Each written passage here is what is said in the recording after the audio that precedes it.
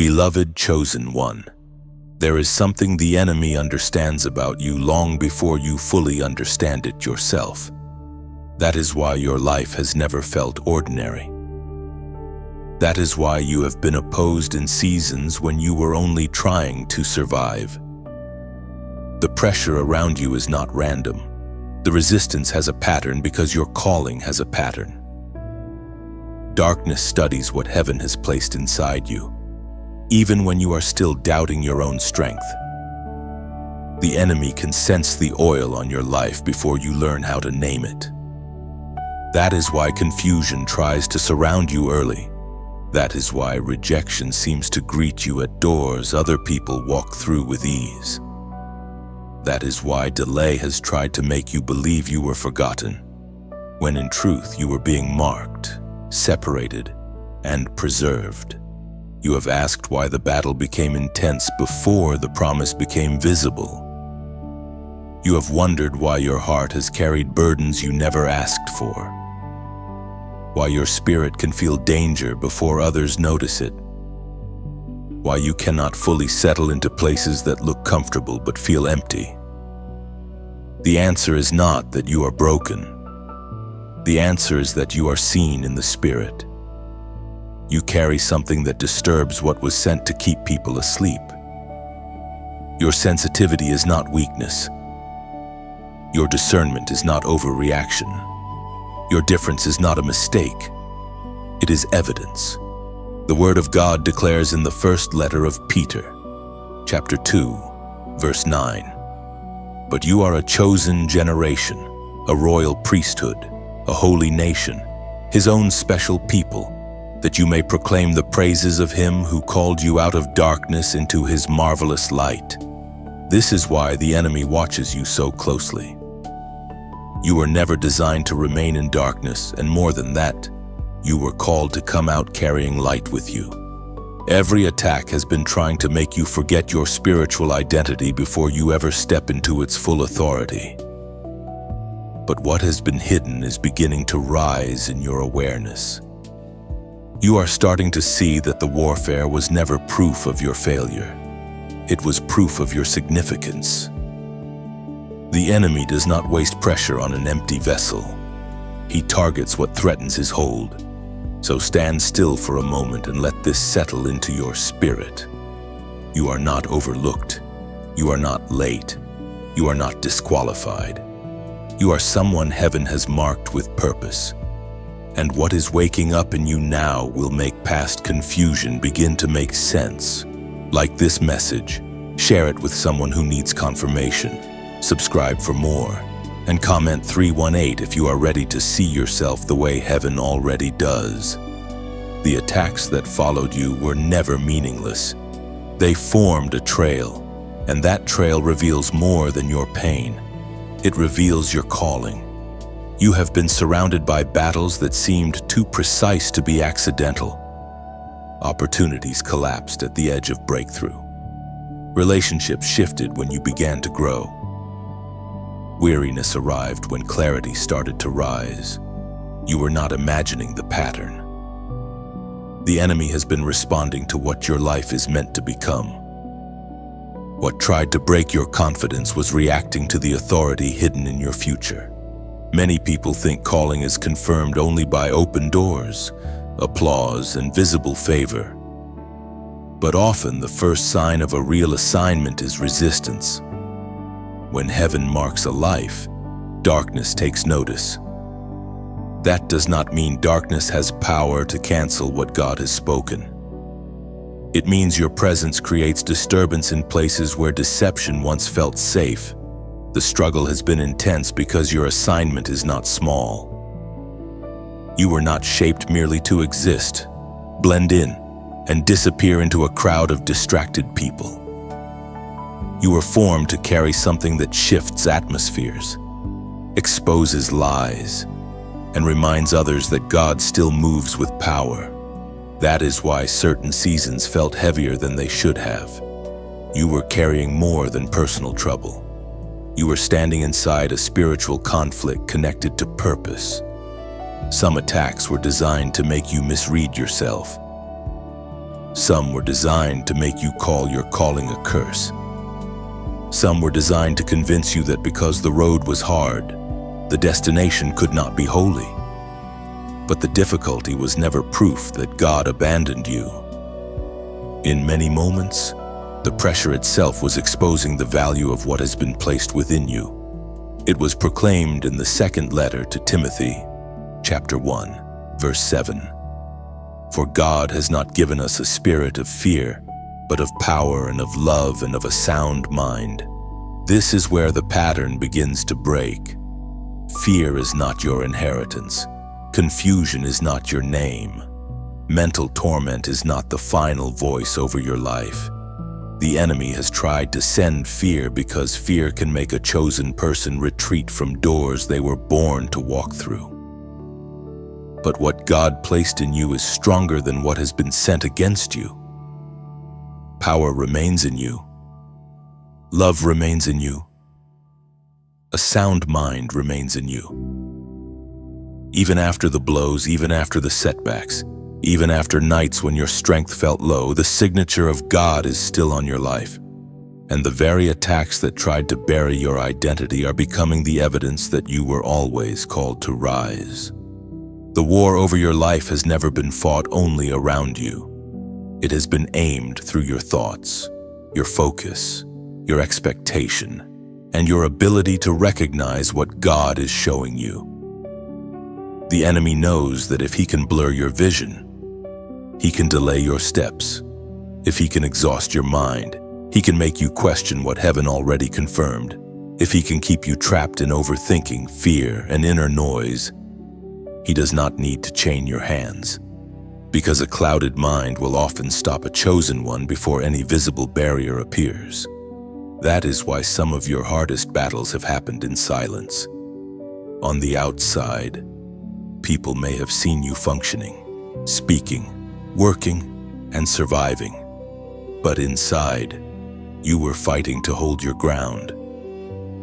Thoughts came that did not sound like peace. Doubts arrived at the exact moment clarity was near. Old wounds tried to speak louder than present truth. The enemy has been attempting to turn your inner world into a place of confusion, because he understands that vision is dangerous when it becomes clear. Once you see with spiritual precision, you stop calling every delay a denial. You stop calling every closed door a defeat. You begin to discern protection, timing, and divine separation. As Jesus himself declared in the Gospel of Matthew chapter 6, verse 22, "The lamp of the body is the eye. If therefore your eye is good, your whole body will be full of light." This is why your vision matters so much. What you agree with internally shapes how you walk externally. When your spiritual sight is dimmed, everything feels heavier, darker, and more uncertain than it truly is. But when God begins to clear your sight, strength returns with it. You start noticing what drained you, what distracted you, and what was sent specifically to distort your perception. Suddenly, the mind games lose power, because truth exposes them. The enemy wanted you mentally divided, but God is restoring your focus. The enemy wanted you suspicious of your own calling, but God is sharpening your discernment. The enemy wanted your vision scattered among fear, offense, and fatigue. But heaven is teaching you to look again with clean eyes. You are not losing your mind. You are learning how to guard it. You are not becoming weak. You are becoming watchful. And that shift is dangerous to everything that once relied on your confusion.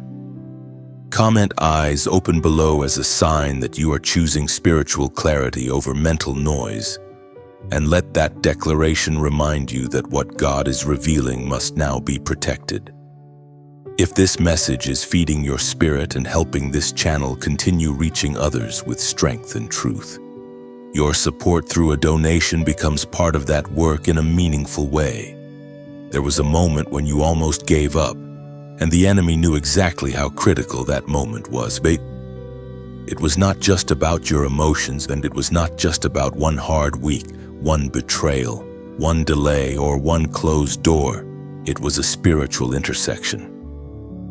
Something in the unseen understood that if you surrendered your hope there, if you agreed with despair there, if you let bitterness become your language there, a great part of your forward movement could be stalled. That is why the pressure became so personal. That is why exhaustion tried to feel permanent. That is why the voice of defeat sounded so persuasive in the very season when heaven was still holding you together. You remember what it felt like to stand at that edge. You were tired of being strong, tired of carrying what others could not see, tired of praying while outcomes stayed hidden, tired of trying to believe that meaning still existed inside the pain. In that hour, the enemy did not need to destroy everything around you. He only needed to convince you that continuing was no longer worth it. He only needed you to mistake a brutal chapter for the end of the whole story. But what felt like your ending was actually a confrontation over your endurance. The Spirit spoke through the prophet Isaiah, chapter 43, verse 2. When you pass through the waters, I will be with you, and through the rivers, they shall not overflow you. When you walk through the fire, you shall not be burned, nor shall the flame scorch you. That word meets you precisely at the place where you nearly collapsed. It does not say you will never face waters. It does not say you will never enter fire. It says you will not go through them alone, and you will not be consumed by what was sent to overwhelm you. This is what the enemy did not want you to understand at your breaking point. You were never abandoned in it. You were being carried through something that looked fatal but was not final. The pressure was real, but so was the preserving hand of God, and the sorrow was real, but so was the covering over your life. The temptation to quit was real, but so was the strength that kept you breathing, praying, and moving when logic said you should have folded. Now, when you look back, you begin to see that your survival was not small. It was a testimony forming in real time. You did not come through that valley unchanged, but you did come through. And that changes everything. The place where you almost disappeared is becoming the place that proves God kept you. The moment designed to erase your future is becoming the evidence that your destiny was guarded even when your strength was thin. Now you begin to understand why the enemy watched you so closely from the beginning. It was never because you were weak. It was because one day you would see what he already feared. You would recognize the hand of God on your life. You would stop measuring yourself by seasons of pain and start discerning yourself by the authority that survived them. You would rise with memory, with clarity, with spiritual weight, and with the kind of maturity that cannot be easily manipulated.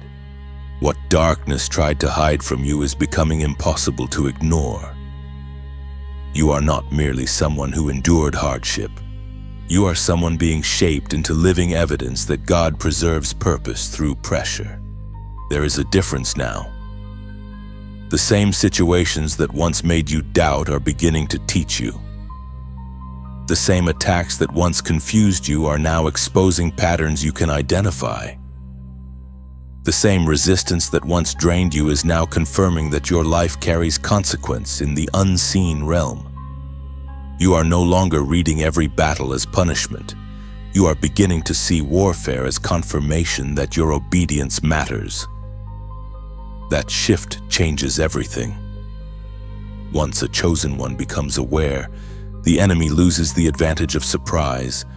Once your spirit recognizes the nature of the conflict, you stop responding like prey and begin standing like one who has been trained by fire. We are reminded through the writings of David in Psalm 27, verse 1.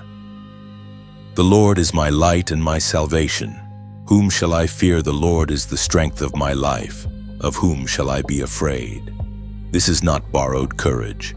This is not fragile emotion trying to sound brave. This is what rises in you when revelation replaces intimidation. The Lord is your light, so confusion cannot own your path. The Lord is your salvation, so fear cannot define your future.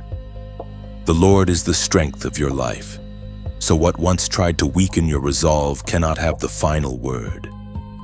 You are moving into a season where awareness becomes alignment, and alignment becomes power. The enemy knew that if you ever truly saw yourself through heaven's eyes, you would stop apologizing for your difference, stop shrinking to fit wounded spaces, and stop doubting the oil on your life.